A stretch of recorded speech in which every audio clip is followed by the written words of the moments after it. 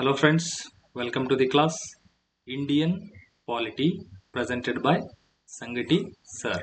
Telegram channel ಕೂಡ ಇದೆ ಸ್ನೇಹಿತರೆ. ಇದೆಲ್ಲ ವಿಡಿಯೋಗಳನ್ನು ನೀವು ಅಲ್ಲಿ ನೋಡ್ತಾ ಹೋಗಬಹುದು. ಅಂಡ್ ಯೂಟ್ಯೂಬ್ ಚಾನಲ್ ಹೆಸರು ಕೂಡ ಸಂಗಟಿ ಸರ್ ಅಕಾಡೆಮಿ ಅನ್ನುವಂಥದ್ದು ಯೂಟ್ಯೂಬ್ ಚಾನಲ್ ಇದೆ, ಟೆಲಿಗ್ರಾಮ್ ಇದೆ, ಇವನ್ ಟ್ವಿಟರ್ ಅಲ್ಲಿ ಕೂಡ ಇದೇ ಇರುವಂತದ್ದು.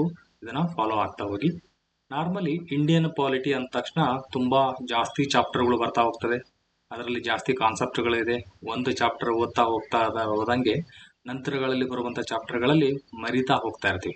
ಅದಕ್ಕೆ ಇಂಡಿಯನ್ ಪಾಲಿಟಿ ಓದಿದ ತಕ್ಷಣ ನೀವು ಇಮಿಡಿಯೇಟ್ ಆಗಿ ಕ್ವಶನ್ ಅಂಡ್ ಆನ್ಸರ್ಗಳ ಮೂಲಕ ಕೂಡ ಒಂದು ಸಲ ರಿವಿಷನ್ ಮಾಡ್ಕೋಬೇಕು. ಈ ಒಂದು ಕೋರ್ಸ್ಗಳಲ್ಲಿ ಸೀರೀಸ್ ಅಲ್ಲಿ ನಾನು ಏನು ನೋಡ್ತಾ ಹೋಗ್ತಾ ಇದ್ದೀನಿ, ಈಗ ಅಪ್ಕಮಿಂಗ್ ಬರುವಂತಹ ಕರ್ನಾಟಕದ ಎಲ್ಲಾ ಎಕ್ಸಾಮ್ಸ್ಗಳಿಗೆ ಹೆಲ್ಪ್ ಆಗುವ ರೀತಿಯಲ್ಲಿ ಇಂಡಿಯನ್ ಪಾಲಿಟಿಯನ್ನ ನಾವು ಮಲ್ಟಿಪಲ್ ಚಾಯ್ಸ್ ಕ್ವಶನ್ಸ್ಗಳ ಮೂಲಕ ಸ್ಟಡಿ ಮಾಡ್ತಾ ಹೋಗೋಣ. ಈ ಕ್ವಶನ್ಸ್ಗಳನ್ನ ಆಲ್ಮೋಸ್ಟ್ ಒಂದ್ಸಲ ಕವರ್ ಮಾಡಿಬಿಟ್ರೆ ತುಂಬಾ ಸಲ ಒಂದು ಮಿನಿಮಮ್ 4 to 5 ಟೈಮ್ಸ್ ಇದರಲ್ಲೇ ರಿವಿಷನ್ ಆಗ್ತದೆ. ಯಾಕಂದ್ರೆ ಒಂದೊಂದು ಕ್ವಶನ್ ಒಂದೊಂದಕ್ಕೆ ಮತ್ತೊಂದಕ್ಕೆ ಲಿಂಕ್ ಇರ್ತದೆ.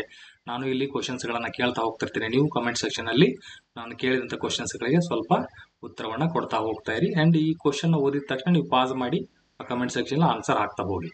ಓಕೆ, ಅವಾಗ ನಿಮ್ಗೊಂದು ಸೀರಿಯಸ್ನೆಸ್ ಅನ್ನೋದು ಬರುತ್ತೆ. ಈ ಒಂದು ಕ್ಲಾಸ್ ಅಲ್ಲಿ ನೀವು ಎಂಗೇಜ್ ಆದಂಗೆ ಆಗ್ತದೆ.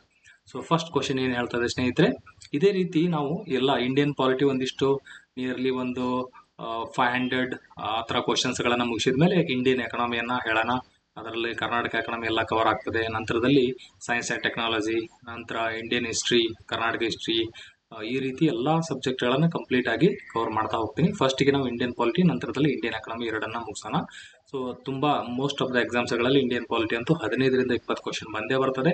ಯಾವ ಒಂದು ಕ್ವಶನ್ ಮಿಸ್ ಆಗಲಾದ ರೀತಿಯಲ್ಲಿ ನಾವು ಸ್ಟಡಿ ಮಾಡ್ತಾ ಹೋಗೋಣ ಸ್ನೇಹಿತರೆ. ಏನಿದು ಫಸ್ಟ್ ಕ್ವಶನ್, ಭಾರತದ ಸಂವಿಧಾನದ ಕೆಳಗಿನ ಯಾವ ವೈಶಿಷ್ಟ್ಯವನ್ನು ವೇಮರ್ ಸಂವಿಧಾನದಿಂದ ಪಡೆಯಲಾಗಿದೆ? ಸೊ ಜರ್ಮನಿ ಕಾನ್ಸ್ಟಿಟ್ಯೂಷನ್ ಏನಂತೀವಿ ನಾವು ಅದನ್ನ ವೇಮರ್ ಕಾನ್ಸ್ಟಿಟ್ಯೂಷನ್. ಕೆಲವೊಂದು ಎಕ್ಸಾಮ್ ಅಲ್ಲಿ ಕೂಡ ಕ್ವಶನ್ ಕೇಳಿದ್ದಾರೆ, ಜರ್ಮನಿ ಕಾನ್ಸ್ಟಿಟ್ಯೂಷನ್ ಏನ್ ಹೆಸರಿದೆ ಅಂತ. ವೇಮರ್ ಕಾನ್ಸ್ಟಿಟ್ಯೂಷನ್, ವೇಮರ್ ಸಂವಿಧಾನ. ಸೊ ಇದು ವೇಮರ್ ಕಾನ್ಸ್ಟಿಟ್ಯೂಷನ್ ಅನ್ನುವಂಥದ್ದು ಜರ್ಮನಿದು. ಈ ಜರ್ಮನಿಯಿಂದ ನಮ್ಮ ದೇಶಕ್ಕೆ ಯಾವುದನ್ನ ಎರವಲು ಪಡೆದಿವಿ? ನಾವು ತುಂಬಾ ಪಾಯಿಂಟ್ಸ್ ಗಳನ್ನ ನಾವು ನಮ್ಮ ಭಾರತದ ಸಂವಿಧಾನಕ್ಕೆ ಎರವಲನ್ನ ಪಡ್ಕೊಂಡಿದೀವಿ. ಬಾರೋಡ್ ಕಾನ್ಸ್ಟಿಟ್ಯೂಷನ್, ನಮ್ದು ಒಂದು ರೀತಿಯಲ್ಲಿ ಬಾರೋಡ್ ಕಾನ್ಸ್ಟಿಟ್ಯೂಷನ್ ಅಂತ ಕೂಡ ಕೆಲವೊಂದು ಪೊಲಿಟಿಕಲ್ ಸೈಂಟಿಸ್ಟ್ ಕರಿತಾ ಹೋಗಿದ್ದಾರೆ. ಇದರಲ್ಲಿ ಏನಿದೆ, ಜರ್ಮನಿಯಿಂದ ಯಾವ ತಗೊಂಡಿದ್ವಿ? ಕಾನೂನಿನ ಕಾರಣ ಪ್ರಕ್ರಿಯೆ ಅಂದ್ರೆ ಡ್ಯೂ ಪ್ರೊಸೆಸ್ ಆಫ್ ಲಾ. ಕೆಲವೊಂದು ಎಕ್ಸಾಮ್ ಅಲ್ಲಿ ಈ ಡ್ಯೂ ಪ್ರೊಸೆಸ್ ಆಫ್ ಲಾನ ಯಾವ ದೇಶದಿಂದ ಪಡೆದೇವೆ ಅಂತ ಕೇಳ್ತಾರೆ. ಯಾರಾದ್ರೂ ಹೇಳ್ಬೋದಾ? ಪಾಸ್ ಮಾಡಿ ಕಮೆಂಟ್ ಸೆಕ್ಷನ್ ಆನ್ಸರ್ ಮಾಡಿ ಸ್ನೇಹಿತರೆ. ಇದು ಡ್ಯೂ ಪ್ರೊಸೆಸ್ ಆಫ್ ಲಾ ಅನ್ನುವಂಥದ್ದು USA, United States of America ಇಂದ ತಗೊಂಡಿರುವಂತದ್ದು. ಇದು ಅಮೆರಿಕದಲ್ಲಿ ತುಂಬಾ ಪ್ರಚಲಿತ ಇದೆ. ನಮ್ಮ ಭಾರತ ದೇಶದಲ್ಲಿ ಅಷ್ಟೊಂದು ಹೆಚ್ಚಿನ ರೀತಿಯಲ್ಲಿ ಪ್ರಚಲಿತ ಇಲ್ಲ. ಇದು ಒಂದು ಸುಪ್ರೀಂ ಕೋರ್ಟ್ ಜಡ್ಜ್ಮೆಂಟ್ ಅಲ್ಲಿ ಇದನ್ನ ಯೂಸ್ ಮಾಡಿದ್ದಾರೆ. ಅದು ಕೂಡ ಕ್ವಶನ್ ಆಗಿದೆ. ಈಗ ಯಾವ ರೀತಿ ಕ್ವಶನ್ ಕೇಳಬಹುದು, ಯಾವ ಒಂದು ಭಾರತದ ಸುಪ್ರೀಂ ಕೋರ್ಟಿನ ಜಡ್ಜ್ಮೆಂಟ್ ಪ್ರಕಾರ ಡ್ಯೂ ಪ್ರೊಸೆಸ್ ಆಫ್ ಲಾ ವನ್ನ ಪರಿಗಣನೆಗೆ ತಗೊಂಡಿದ್ದಾರೆ? ಯಾವ ಒಂದು ಜಡ್ಜ್ಮೆಂಟ್ ಹೆಸರನ್ನ ಹೇಳ್ತೀರಾ ಕಮೆಂಟ್ ಸೆಕ್ಷನ್ ಹೇಳಿ. ಇದೇ ರೀತಿ ನಾವು ಕ್ವಶನ್ ಆನ್ಸರ್ ಮಾಡ್ತಾ ಹೋದಾಗ ಈ ಜಡ್ಜ್ಮೆಂಟ್ ಗಳು ಮತ್ತೆ ಬರುತ್ತೆ, ಅಲ್ಲಿ ಮತ್ತೆ ಇದನ್ನ ರಿಪೀಟ್ ನಾನು ರಿವಿಷನ್ ಕ್ವಶನ್ ಕೇಳ್ತಾ ಹೋಗ್ತೀನಿ. Okay, so due process of law ಅನ್ನೋದು ಹಂಗಂದ್ರೆ ಏನು ಅನ್ನುವಂತ ಒಂದಿಷ್ಟು ಎಷ್ಟೋ ಕಾನ್ಸೆಪ್ಟ್ ಗಳು ಇದಾವ, ಅದನ್ನು ಕೂಡ ಎಕ್ಸ್ಪ್ಲೇನ್ ಮಾಡ್ತಾ ಹೋಗ್ತೀನಿ. ಸೊ ಅದನ್ನ US ಅಂತ ನೋಡಿ ಯಾವ ಜಡ್ಜ್ಮೆಂಟ್ ಅನ್ನೋದು ಕಮೆಂಟ್ ಸೆಕ್ಷನ್ ಹೇಳಿ. ಕಾನೂನಿನ ಕಾರಣ ಪ್ರಕ್ರಿಯೆ, ಡ್ಯೂ ಪ್ರೊಸೆಸ್ ಆಫ್ ಲಾ, ಕಾನೂನಿನಿಂದ ಸ್ಥಾಪಿಸಲಾದ ಕಾರ್ಯವಿಧಾನ, ಇದು ಭಾರತದಲ್ಲಿದೆ. ಪ್ರೊಸೀಜರ್ ಎಸ್ಟಾಬ್ಲಿಷ್ ಬೈ ಲಾ ಅನ್ನುವಂಥದ್ದು ನಮ್ಮ ಭಾರತದ ಸುಪ್ರೀಂ ಕೋರ್ಟ್ ಇದನ್ನ ಫಾಲೋ ಮಾಡುತ್ತೆ.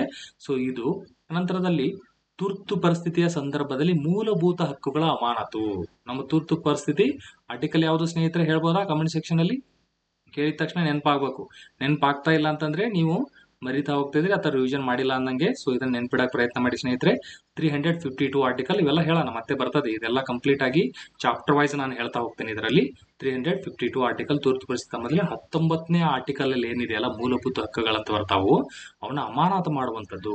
ಕಾನೂನು ಹಕ್ಕು ಎಂದು ಆಸ್ತಿ ಹಕ್ಕು, ರೈಟ್ ಟು ಪ್ರಾಪರ್ಟಿ ಅನ್ನುವಂಥದ್ದನ್ನ ನಮ್ಗೆ ಫಂಡಮೆಂಟಲ್ ರೈಟ್ ಇತ್ತಲ್ಲ, ಅದನ್ನ ತೆಗೆದು ಲೀಗಲ್ ರೈಟ್ ಮಾಡಿದ್ದಾರೆ. ಸೊ ಇಲ್ಲಿ ಕ್ವಶನ್ ಏನಂತ ಹೇಳ್ತಾ ಇದಾರೆ ಅಂತಂದ್ರೆ, ಮೊದಲು ಇದು ಕಾನ್ಸ್ಟಿಟ್ಯೂಷನಲ್ ರೈಟ್ ಇತ್ತು, ಈಗ ಲೀಗಲ್ ರೈಟ್. ಕ್ವಶನ್ ಏನ್ ಕೇಳ್ತಾ ಇದಾರೆ, ಜರ್ಮನಿಯಿಂದ ಇಲ್ಲಿ ಕೊಟ್ಟಿರುವಂತದ್ದು ಯಾವ್ದನ್ನ ತಗೊಂಡಿವಿ ಹೇಳ್ಬೋದಾ?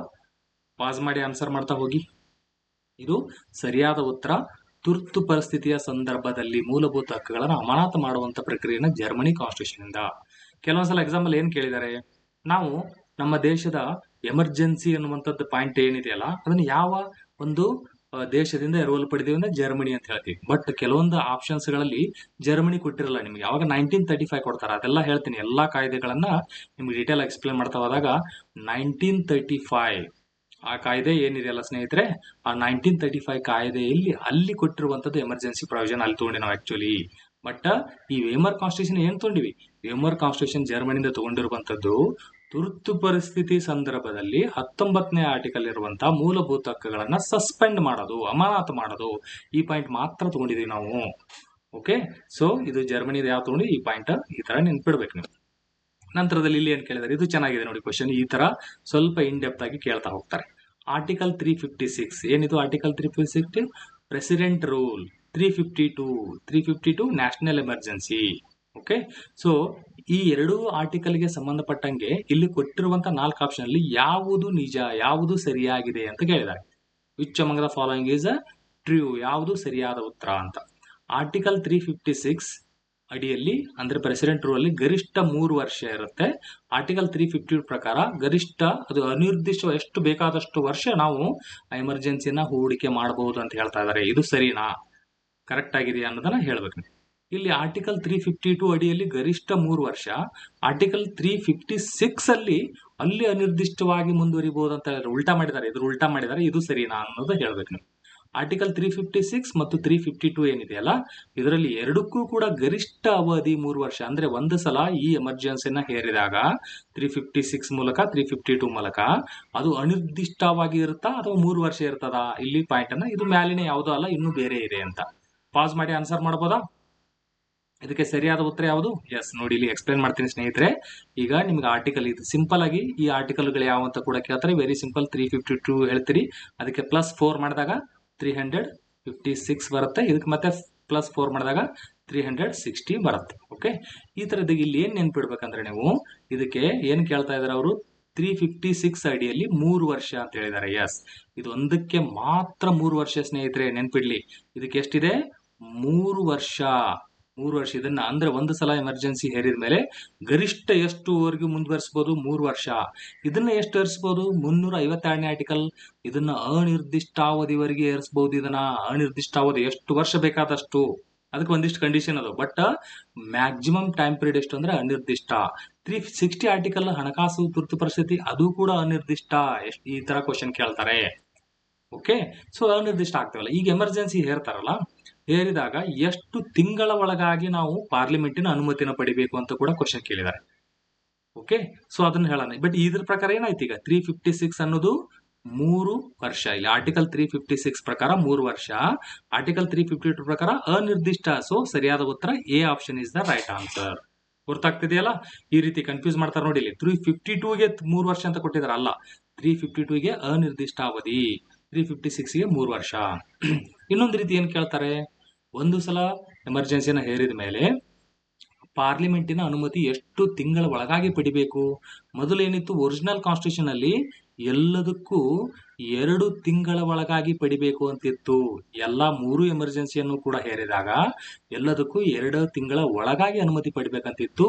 ಈಗ ಪ್ರಸ್ತುತ ಏನಾಗಿದೆ ಅಂತಂದ್ರೆ, ಪ್ರಸ್ತುತ ಇರುವಂತದ್ದು ಇದು 2 ತಿಂಗಳ ಬದಲಾಗಿ ಏನ್ ಮಾಡಿದ್ದಾರೆ, 1 ತಿಂಗಳ ಒಳಗಾಗಿ ಪಾರ್ಲಿಮೆಂಟಿನ ಅನುಮತಿ. ಇದು ಮಿಕ್ಕಿದ್ದು ಸೇಮ್ ಆಸ್ ಇಟ್ ಈಸ್ ಇದೆ.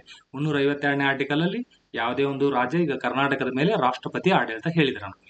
ಇವತ್ತೇ ನರೇಂದ್ರ ಮೋದಿ ಅವರು ಆತರ ರಾಷ್ಟ್ರಪತಿ ಆಡಳಿತವನ್ನ ಹೇರೋದಕ್ಕೆ ಇವರಿಗೆ ಯಾವುದು ಕಾನ್ಸ್ಟಿಟ್ಯೂಷನ್ COM ಅನ್ನುವಂಥದ್ದು ಕೌನ್ಸಿಲ್ ಆಫ್ ಮಿನಿಸ್ಟರ್ ಸಂವಿಧಾನಬದ್ಧವಾಗಿ ರಾಷ್ಟ್ರಪತಿ ಅವರಿಗೆ ಹೇಳ್ತಾರೆ. ರಾಷ್ಟ್ರಪತಿಯವರು 356ನೇ ಆರ್ಟಿಕಲ್ ಪ್ರಕಾರ ಅವ್ರು ಹೇಳ್ತಾರೆ.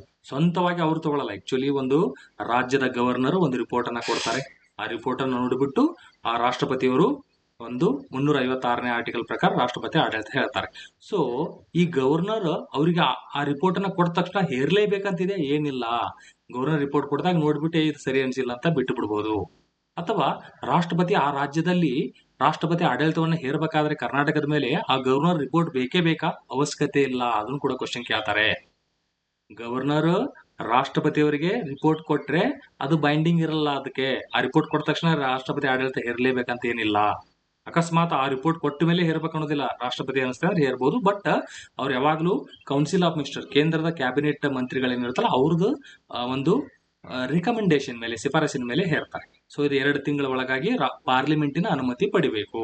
ಇದು ಕೂಡ 2 ತಿಂಗಳ ಒಳಗಾಗಿ ಪಾರ್ಲಿಮೆಂಟಿನ ಅನುಮತಿ ಪಡಿಬೇಕು. ಮತ್ತೊಂದು ಪಾಯಿಂಟ್ ಏನ್ ಕೇಳ್ತಾರೆ ಇಲ್ಲಿ, ಸಾಮಾನ್ಯವಾಗಿ ನಾರ್ಮಲಿ ಏನ್ ಕೇಳ್ತಿರ್ತಾರೆ ಅಂದ್ರೆ, ಈ ಒಂದು ಎಮರ್ಜೆನ್ಸಿನ 352 ಪ್ರಕಾರ ಹೇರಿದಾಗ ಅದು ಅನಿರ್ದಿಷ್ಟ ಅವಧಿ ಅಂದಿಲ್ಲ. ಒಂದ್ಸಲ ಹೇರಿದ ತಕ್ಷಣ ಕಂಟಿನ್ಯೂಸ್ ಇದ್ದೇ ಇರ್ತದ ಯಾವಾಗ್ಲೂ ಎಸ್, ಅನಿರ್ದಿಷ್ಟವಾಗಿ ಇರ್ತದೆ. ಬಟ್ ಏನ್ ಕಂಡೀಷನ್ ಅಂದ್ರೆ 6 ತಿಂಗಳಿಗೆ ಒಂದ್ಸಲ ಪಾರ್ಲಿಮೆಂಟಿನ ಪರ್ಮಿಷನ್ ತಗೋಬೇಕು ಸ್ನೇಹಿತರೆ.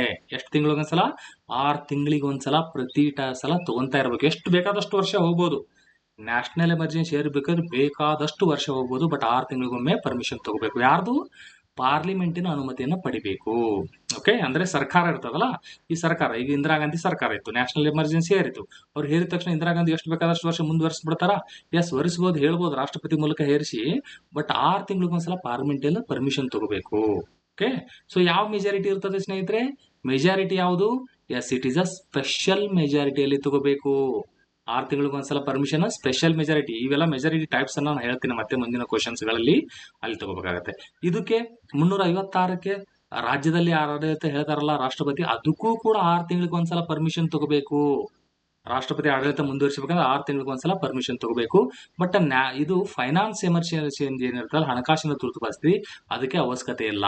ಒಂದು ಸಲ ಎಮರ್ಜೆನ್ಸಿಯನ್ನ ಹೇರಿದ ಮೇಲೆ 2 ತಿಂಗಳ ಒಳಗಾಗಿ ನಮ್ಮ ಪಾರ್ಲಿಮೆಂಟಿನ ಅನುಮತಿ ಒಂದ್ಸಲ ತಗೊಂಡ್ಬಿಟ್ರೆ ಸಾಕು, ಬೇಕಾದಷ್ಟು ವರ್ಷ ಮುಂದುವರಿತದೆ. ಬಟ್ ಇವಕ್ಕೆಲ್ಲ ಏನಿದೆ? Simple majority. ರಾಷ್ಟ್ರಪತಿ ಆಡಳಿತ ಏನಿದೆ ಅಲ್ಲ ರಾಜ್ಯದಲ್ಲಿ, ಅದು ಸಿಂಪಲ್ ಮೆಜಾರಿಟಿ, ಇದು ಕೂಡ ಸಿಂಪಲ್ ಮೆಜಾರಿಟಿ. ಹಿಂಗೈತೆ ಮೆಜಾರಿಟಿ ಅಂದ್ರೆ ಏನು ಅವೆಲ್ಲ ಹೇಳೋಣ. ಸಿಂಪಲ್ ಮೆಜಾರಿಟಿ, ಸ್ಪೆಷಲ್ ಅಂತಿದೆ, ರಾಷ್ಟ್ರಪತಿ ಅವರಿಗೆ ಮತ್ತೆ ಬೇರೆ ಇದೆ, ಎಫೆಕ್ಟಿವ್ ಮೆಜಾರಿಟಿ ಅಂತ ಬರ್ತದೆ. ಎಲ್ಲ ಟೈಪ್ಸ್ ಆಫ್ ಮೆಜಾರಿಟಿ ನಾ ಎಕ್ಸ್ಪ್ಲೈನ್ ಮಾಡ್ತಾ ಹೋಗಿ. ಈಗ ಇಷ್ಟ ಅರ್ಥ ಆಯ್ತಲ್ಲ. ಈ ಕ್ವಶನ್ ಬಂದಾಗ ಏನೇನು ನೆನ್ಪಿಟ್ಟು ನಾವು ಇನ್ನೊಂದ್ಸಲ ರಿವಿಷನ್ ಮಾಡ್ತೇವೆ ನೋಡಿ. ನೀಟಾಗಿ ಕೇಳ್ಕೊಳ್ಳಿ, ಈ ತರ ಬರ್ಕೊಳ್ಳಿ. ಇದೇ ತರ ನೀವು ಸಾಕಷ್ಟು ಕ್ವಶನ್ ಪದೇ ಪದೇ ರಿಪೀಟ್ ಆಗಿ ಮಾಡ್ತಾ ಇರ್ತೀನಿ ನಾನು. ಅವಾಗ ಈ ತರ ಒಂದು ಕೋರ್ಸ್ ಅನ್ನ ಸೀರೀಸ್ ಅನ್ನ ನೋಡ್ಬಿಟ್ರೆ ಪಾಲಿಟಿ ನೀವು ಮಿನಿಮಮ್ 5 ಟೈಮ್ಸ್ ರಿವಿಷನ್ ಆಗೇ ಆಗುತ್ತೆ. ಕೆಲವೊಂದು ಪಾಯಿಂಟ್ಗಳು 10 ಟೈಮ್ಸ್ ಕೂಡ ನಾನು ಪದೇ ಪದೇ ರಿಪೀಟ್ ಆಗಿ ಹೇಳ್ತಾ ಇರ್ತೀನಿ. ಮತ್ತೆ ನೀವು ನೋಡೋ ಅವಶ್ಯಕತೆ ಇಲ್ಲ, ಅಷ್ಟು ಪರ್ಫೆಕ್ಟ್ ಆಗಿ ಆಗ್ತೀರಾ ಸ್ನೇಹಿತರೆ ಪಾಲಿಟಿಯಲ್ಲಿ. ಓಕೆ, ಇದೇ ರೀತಿ ಎಕನಾಮಿನ ಕೂಡ ನಿಮ್ಗೆ ಏನು ಗೊತ್ತಿಲ್ಲ ಅಂದ್ರೂ ಪಾಲಿಟಿ ಎಕನಾಮಿನ 100% ಪರ್ಫೆಕ್ಟ್ ಆಗಿ ಪೊಲೀಸ್ ಕಾನ್ಸ್ಟೇಬಲ್ ಇಂದ ಹುದ್ದೆಯಿಂದ ಹಿಡಿದು DC PC ಟು DC ಹುದ್ದೆವರೆಗೂ ನಾ ಇಡೀ ಕಾನ್ಸೆಪ್ಟ್ ಅನ್ನ ಎಲ್ಲ ನೀಟಾಗಿ ಹೇಳ್ಕೊಡ್ತೀನಿ. ಓಕೆ, ಮತ್ತೊಂದ್ಸಲ ಫಾಸ್ಟ್ ಆಗಿ ಹೇಳ್ತೀನಿ ನೋಡಿ. 352ನೇ ಆರ್ಟಿಕಲ್ ಪ್ರಕಾರ ಅನಿರ್ದಿಷ್ಟಾವಧಿ ಎಷ್ಟು ಬೇಕಾದಷ್ಟು ವರ್ಷ ಅದು ರಾಷ್ಟ್ರಪತಿ ಇದು ನ್ಯಾಷನಲ್ ಎಮರ್ಜೆನ್ಸಿಯನ್ನ ಹೇರಬಹುದು. ಓಕೆ, ಬಟ್ 1 ತಿಂಗಳ ಒಳಗಾಗಿ ಪಾರ್ಲಿಮೆಂಟಿನ ಅನುಮತಿಯನ್ನ ತಗೋಬೇಕು. 356ರಲ್ಲಿ 3 ವರ್ಷ ಮ್ಯಾಕ್ಸಿಮಮ್. ಎಷ್ಟು? ಕರ್ನಾಟಕ ರಾಜ್ಯದ ಮೇಲೆ ಒಂದು ರಾಷ್ಟ್ರಪತಿ ಆಡಳಿತ ಹೇಳ್ತೀವಿ ಅಂದ್ರೆ 3 ವರ್ಷ ಅಷ್ಟೇ ಮ್ಯಾಕ್ಸಿಮಮ್. ಬಟ್ ಇವತ್ತೇ ಹೇರಿದ ಮೇಲೆ 2 ತಿಂಗಳ ಒಳಗಾಗಿ ನಾವು ಪಾರ್ಲಿಮೆಂಟಿನ ಅನುಮತಿ ತಗೋಬೇಕು. ಮತ್ತ ಈ 3 ವರ್ಷ ಅಂದ್ರೆ ಕಂಟಿನ್ಯೂಸ್ 3 ವರ್ಷ ಇರ್ತಾ ಇಲ್ಲ, ಪ್ರತಿ 6 ತಿಂಗಳಿಗೊಮ್ಮೆ ಪಾರ್ಲಿಮೆಂಟಿನ ಅನುಮತಿ. ಯಾವ ರೀತಿ ಅನುಮತಿ ತಗೊಂತೀರಿ? ಸುಮ್ಮಂಗೆ ಹೋಗಿ ಅಪೋಸಿಷನ್ ಲೀಡರ್ ನರೇಂದ್ರ ಮೋದಿ ಅವರು, ರಾಹುಲ್ ಗಾಂಧಿ ಅವನ್ನ ಅಪೋಸಿಷನ್ ಲೀಡರ್ ಅವ್ರು ಕೇಳ್ಬಿಟ್ರೆ ಕೊಟ್ಬಿಡ್ತಾರ, ಆತರ ಇರ್ತದ? ಇಲ್ಲ, ಸಿಂಪಲ್ ಮೆಜಾರಿಟಿಯಲ್ಲಿ. ಇವೆಲ್ಲ ಮೆಜಾರಿಟಿ ಮತ್ತೆ ಎಕ್ಸ್ಪ್ಲೈನ್ ಮಾಡ್ತೀನಿ. ಓಕೆ, ಸೊ ಈ ರೀತಿ ಪಾಯಿಂಟ್ ಗಳನ್ನ ನೆನ್ಪಿಡಿ. ಸಾಕಷ್ಟು ಬಾರಿ ರಿಪೀಟ್ ಆಗ್ತದೆ ಕ್ವಶನ್ಸ್ ಗಳಲ್ಲಿ. ಇದೇ ರೀತಿ ಇನ್ನೂ 1-2 ಕಾಲಮ್ ಹೇಳ್ತೀನಿ ಇಲ್ಲಿ. ಈಗ ಇವತ್ತೇ ಹೇಳ್ಬಿಟ್ರೆ ಮತ್ತೆ ನಿಮಗೆ ತುಂಬಾ ಹೆವಿ ಆಗ್ಬಿಡ್ತದೆ, IAS ಲೆವೆಲ್ಗೆಲ್ಲ ಹೋಗ್ಬಿಡ್ತದೆ. ಈಗ ಫಸ್ಟ್ ಒಂದ್ಸಲ ಇಷ್ಟು ಕಲಿತಾ ಹೋಗಿ, ಮತ್ತೆ ನಾ ಇನ್ನೊಂದ್ಸಲ ಈ ತರ ರಿಪೀಟ್ ಆದಾಗ ಇನ್ ಡೀಟೇಲ್ ಆಗಿ ಹೇಳ್ತೀನಿ. ಇನ್ನೂ 2-3 ಕಾಲಮ್ ಬಂದ್ಬಿಟ್ರೆ ಇಂಡಿಯನ್ ಪಾಲಿಟಿಯಲ್ಲಿ ನಿಮಗೆ ಎಮರ್ಜೆನ್ಸಿ ಸಂಬಂಧಪಟ್ಟಾಗ ಇದ್ರ ಬೇಕಾದ ಏನ್ ಕ್ವಶನ್ ಕೇಳಿದ್ರು ಇದರಲ್ಲೇ ಆನ್ಸರ್ ಮಾಡೋದು. ಇಡೀ ಚಾಪ್ಟರ್ ಓದಿದ್ರು ಅದು ಇಷ್ಟೇ ಇರ್ತದೆ.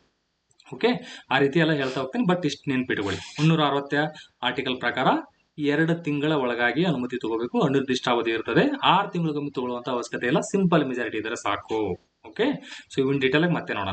ಸೊ ಇಷ್ಟು ಪಾಯಿಂಟ್ ಕ್ಲಿಯರ್ ಆಯ್ತಲ್ಲ. ಇದಕ್ಕೆ ಸರಿಯಾದ ಉತ್ತರ ಆಪ್ಷನ್ ಎ ಅನ್ನುವಂಥದ್ದು. ನೋಡಿ, ಈಗ ನೆಕ್ಸ್ಟ್ ಕ್ವಶನ್ ಏನಿದೆ? ಈ ಕೊಟ್ಟಿರುವಂತ ಆರ್ಟಿಕಲ್ಗಳಲ್ಲಿ ಈ ಆರ್ಟಿಕಲ್ 19ರ ನಿಬಂಧನೆಗಳನ್ನ ಅಮಾನತುಗೊಳಿಸುವಂತದ್ದು. 19ನೇ ಆರ್ಟಿಕಲ್ ಇರುವಂತದ್ದು ಏನೇನು ಇದು ಫ್ರೀಡಮ್ಗಳಿದಾವಲ್ಲ ಅವನ್ನೆಲ್ಲ ಅಮಾನತುಗೊಳಿಸೋದು, ಸಸ್ಪೆಂಡ್ ಮಾಡೋದು. ಯಾವಾಗ? ಎಮರ್ಜೆನ್ಸಿ ಟೈಮ್ ಅಲ್ಲಿ. ಅದು ಯಾವ ಆರ್ಟಿಕಲ್ ಅಲ್ಲಿ ಕೊಟ್ಟಿದ್ದಾರೆ? Option 353 article, 355, 356, 358. ಯಾವುದು ಸರಿಯಾದ ಉತ್ತರ? ಪಾಸ್ ಮಾಡಿ ಆನ್ಸರ್ ಮಾಡಬಹುದಾ? ಎಸ್, ಇದಕ್ಕೆ ಸರಿಯಾದ ಉತ್ತರ 358. ಇದನ್ನೇ ನಾವು ಜರ್ಮನಿ ಕಾನ್ಸ್ಟಿಟ್ಯೂಷನ್ ಇಂದ ತಗೊಂಡಿದ್ದು, ಎರವಲು ಪಡೆದಿದ್ದು 19ನೇ ಆರ್ಟಿಕಲ್ ಅಲ್ಲಿ ಸಸ್ಪೆಂಡ್. ಯಾವಾಗ ಮಾಡ್ತೇವೆ ಸ್ನೇಹಿತರೆ ಇದನ್ನ? 352 ಆರ್ಟಿಕಲ್ ಅಲ್ಲಿ ಮಾತ್ರ. ಈ ತರ ಪ್ರೆಸಿಡೆಂಟ್ ರೂಲ್ ಬಂದಾಗ ಅಲ್ಲಿ ಸಸ್ಪೆಂಡ್ ಮಾಡೋದು, ಅಥವಾ ಈ ನಮ್ಮ 360 ಆರ್ಟಿಕಲ್ ಅಲ್ಲಿ ಸಸ್ಪೆಂಡ್ ಮಾಡೋದು, ಆತರ ಇರಲ್ಲ. ಇದರಲ್ಲಿ 352 ಆರ್ಟಿಕಲ್ ನ್ಯಾಷನಲ್ ಎಮರ್ಜೆನ್ಸಿ ಇದ್ದಾಗ ಮಾತ್ರ 358 ಪ್ರಕಾರ ನಾವು 19ರದ್ದು ಕ್ಯಾನ್ಸಲ್ ಮಾಡ್ತೀವಿ. ಮತ್ತೊಂದು ಕ್ವಶನ್ ಕೇಳ್ತಾರೆ ಇದಕ್ಕೆ. ಏನಂತ ಕೇಳ್ತಿರ್ತಾರೆ? ಈ ರಾಜ್ಯ, ಕರ್ನಾಟಕ ರಾಜ್ಯ ಇದಾವೆ, ತಮಿಳುನಾಡು, ಉತ್ತರ ಪ್ರದೇಶ, ಈ ತರ ರಾಜ್ಯಗಳನ್ನ ಅಲ್ಲಿ ಎಕ್ಸ್ಟರ್ನಲ್ ಅಗ್ರೆಷನ್ ಇಂದ ಅಥವಾ ಹೊರದೇಶದ ಏನಾದ್ರೂ ಆಕ್ರಮಣ ನಮ್ಮ ರಾಜ್ಯಗಳ ಮೇಲೆ ಮಾಡಿದ್ರೆ, ಅಥವಾ ನಮ್ಮ ರಾಜ್ಯದ ಒಳಗೆ ಏನಾದ್ರೂ ತುಂಬಾ ದೊಡ್ಡ ರೀತಿಯಲ್ಲಿ ಗಲಾಟೆಗಳು ನಡೆದಾಗ ಕೇಂದ್ರ ಸರ್ಕಾರ ನಮ್ಮ ರಾಜ್ಯಗಳನ್ನ ಕಾಪಾಡಬೇಕು ಅಂತ ನಮ್ಮ ಸಂವಿಧಾನದಲ್ಲಿ ಕೊಟ್ಟಿದ್ದಾರೆ. ಯಾವ ಆರ್ಟಿಕಲ್ ಅಲ್ಲಿ ಕೊಟ್ಟಿದ್ದಾರೆ ಹೇಳ್ಬೋದಾ? ಪಾಸ್ ಮಾಡಿ ಆನ್ಸರ್ ಮಾಡಿ ಸ್ನೇಹಿತರೆ. ಇಲ್ಲೇ ಕೊಟ್ಟಿರುವಂತ 4 ಆಪ್ಷನ್ ಅಲ್ಲಿ ಯಾವ ಆರ್ಟಿಕಲ್ ಇದೆ? ಅದಕ್ಕೆ ಸರಿಯಾದ ಉತ್ತರ ಅಂದ್ರೆ 355 ಆರ್ಟಿಕಲ್. ಇದನ್ನು ಕೂಡ ಸಾಕಷ್ಟು ಬಾರಿ ಎಕ್ಸಾಮ್ ಅಲ್ಲಿ ಕೇಳಿದ್ದಾರೆ. 355 ಆರ್ಟಿಕಲ್ ಪ್ರಕಾರ ಏನು ಹೇಳುತ್ತೆ, ಕೇಂದ್ರ ಸರ್ಕಾರ, ಮೋದಿ ಸರ್ಕಾರ, ಮೋದಿಯವರು ಏನಿದಾರಲ್ಲ, ಎಕ್ಸಾಂಪಲ್ ತಗೊಂತಾ ಇದ್ದೀನಿ ಇದನ್ನ, ಈಗ ಸದ್ಯಕ್ಕೆ ಪ್ರಧಾನಮಂತ್ರಿ ಮೋದಿ ಇದೆ, ಅವ್ರದ್ದು ಏನು ಡ್ಯೂಟಿ, ಆ ಡ್ಯೂಟಿ ಈ ಎಲ್ಲಾ ರಾಜ್ಯಗಳದ್ದು ಹೊರದೇಶದವರು ಬಂದು ಏನಾದ್ರು ಆಕ್ರಮಣ ಮಾಡಿದ್ರೆ, ಆ ತರ ಕರ್ನಾಟಕಕ್ಕೆ ಮಾಡಿದಾರೆ, ಅವರೇ ನೋಡ್ಕೊಳ್ಳಿ, ನನಗೆ ಸಂಬಂಧ ಇಲ್ಲ, ಕರ್ನಾಟಕದಲ್ಲಿ ಬೇರೆ ಆ ತರ ಇದೆ ಅಂತ ಹೇಳಕ್ಕಾಗತ್ತಾ ಮೋದಿಯವರು? ಇಲ್ಲ. 355ನೇ ಆರ್ಟಿಕಲ್ ಪ್ರಕಾರ ಕೇಂದ್ರ ಸರ್ಕಾರದ ಡ್ಯೂಟಿ ಏನದು? ಡ್ಯೂಟಿ ಆ ಒಂದು ಬಾಹ್ಯ ಆಕ್ರಮಣ, ಎಕ್ಸ್ಟರ್ನಲ್ ಅಗ್ರೆಷನ್ ಏನಾದ್ರೂ ಯಾವ್ದೇ ರಾಜ್ಯದ ಮೇಲೆ ಬಿದ್ದರೆ ಕೇಂದ್ರ ಸರ್ಕಾರನೇ ನೋಡ್ಕೋಬೇಕು. ಯಾಕಂದ್ರೆ ಬಜೆಟ್ ಅಲ್ಲಿ ಜಾಸ್ತಿ ದುಡ್ಡು ಹಿಡಿದಾವೆ. ಕರ್ನಾಟಕದಲ್ಲಿ ಏನಾದ್ರೂ ಈ ತರ ನಿಮಗೆ ಡಿಫೆನ್ಸ್ಗೋಸ್ಕರ ಯಾರಾದ್ರೂ ಮಿನಿಸ್ಟರ್ ಇದಾರ ಕರ್ನಾಟಕದಲ್ಲಿ? ಇರಲ್ಲ. ಆ ತರ ಕೇಂದ್ರದ ಡ್ಯೂಟಿ. ಓಕೆ. ಸೊ ಇಲ್ಲಿ ಯಾವ್ದೋ ಒಂದು ಮಂಗಳೂರಲ್ಲಿ ಕೂಡ ಒಂದು 7-8 ವರ್ಷದ ಹಿಂದೆ ಈ ತರ ಗಲಾಟೆ ನಡೆದಿತ್ತು ಚರ್ಚ್ಗಳ ಮೇಲೆ. ಆತರ ನಡೆದಾಗ ಕೇಂದ್ರ ಸರ್ಕಾರ ಹೇಳಿತ್ತು, ಈ ತರ ಇದೇ ಕಂಟಿನ್ಯೂ ಆದ್ರೆ ನಾವು ಇಲ್ಲಿ ನಮ್ಮ ಪ್ಯಾರಾಮಿಲಿಟರಿ ಫೋರ್ಸ್ ಗಳನ್ನ ಕಳಿಸ್ತೀವಿ ಅಂತ. ಯಾಕಂದ್ರೆ ಅದರ ಅಧಿಕಾರ ಇದೆ ಇಂಟರ್ನಲ್ ಆಗಿ. ಸಾಮಾನ್ಯ ಈ ಲಾ ಅಂಡ್ ಆರ್ಡರ್ ಇದ್ದಿದ್ದು, ಲಾ ಅಂಡ್ ಆರ್ಡರ್ ಯಾರ ಅಡಿಯಲ್ಲಿ ಬರ್ತದೆ? ಸ್ಟೇಟ್ ಲಿಸ್ಟ್ ಅಲ್ಲೇ ಬರುತ್ತೆ. ಓಕೆ, ಇದ್ರ ಜೊತೆ ಕನ್ಫ್ಯೂಸ್ ಮಾಡ್ಕೋಬಾರ್ದು. ಲಾ ಅಂಡ್ ಆರ್ಡರ್, ಕಾನೂನು ಸುವ್ಯವಸ್ಥೆ ಅನ್ನೋದು ಸ್ಟೇಟ್ ಲಿಸ್ಟ್ ಅಲ್ಲಿ, ರಾಜ್ಯ ಪಟ್ಟಿಯಲ್ಲೇ ಬರುವಂತದ್ದು. ಬಟ್ ತುಂಬಾ ರೀತಿಯಲ್ಲಿ ತುಂಬಾ ದಿನಗಳವರೆಗೆ ನಡೀತಾ ಇತ್ತಂದ್ರೆ ಅದನ್ನ ಕಂಟ್ರೋಲ್ ಮಾಡೋದು ಅಧಿಕಾರ ಯಾರಿಗಿದೆ? ಕೇಂದ್ರಕ್ಕೂ ಇದೆ. ಯಾವ ಆರ್ಟಿಕಲ್ ಅಲ್ಲಿ ಕೊಟ್ಟಿದ್ದಾರೆ? 355ನೇ ಆರ್ಟಿಕಲ್ ಕ್ಲಿಯರ್ ಕಟ್ ಆಗಿ ಕೊಟ್ಟಿದ್ದಾರೆ ಸ್ನೇಹಿತರೆ.